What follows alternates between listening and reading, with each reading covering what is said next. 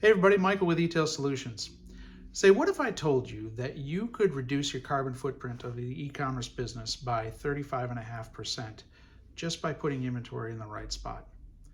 Or what if I told you that you could reduce your overall last mile mileage by 37% by doing the same thing? It sounds too good to be true, but that's exactly what we're finding by working with a Penn State Honors student who's writing his thesis on the subject of what is the role of IT as it relates to sustainability in an e-commerce business.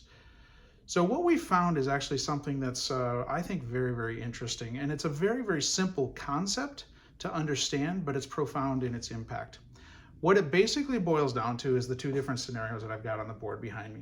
The first is a scenario where you're shipping inventory across the country or a large distance by using common carriers, and you're sending that inventory to the end consumer directly. The second scenario is it sort of represents a model where you may have multiple DCs around the country and you're forward stocking your inventory in those DCs, and then when the orders come in through distributed order management, they're being routed to the right location and shipped to the end consumer. So we've got one scenario where it's parcel all the way to the end consumer, and the other scenario where it's truckload or less than truckload to the DC, and then from there it's off to the end consumer using common carrier. So the impact of that is exactly what I mentioned: 35.5% reduction in greenhouse gases and carbon emissions. Now, that is basically because of the fact that it actually is much more friendly on the environment when you've got a semi-truck that's got a whole container load of SKUs and products being sent to a DC, as opposed to having each and every one of those products travel along its own route via a common carrier. So this is something that we think is overlooked in IT and in the world of e-commerce quite a bit as it relates to sustainability.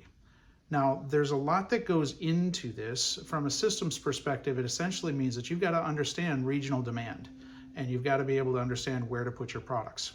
What we did in this study is we actually looked at what was the actual last mile mileage from where the product was shipped to the end consumer, and then we ran a scenario that says, what if inventory was everywhere and that order would have shipped from the ideal location to the end consumer? What's the difference in that mileage? And then we looked at the carriers and we looked at the service levels that were used in order to be able to calculate that carbon footprint. Again, 35.5% reduction. Now, that's going to change from one company to the next, because everybody has a different footprint in terms of where their DCs are and how many locations they have and their order volume, all of that good stuff.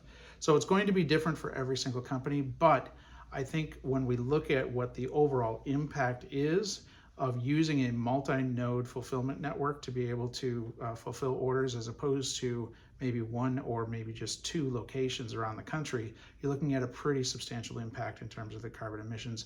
And quite frankly, that has a direct impact on your fulfillment costs as well. And we've seen some pretty incredible data, which we'll probably talk about in a different post.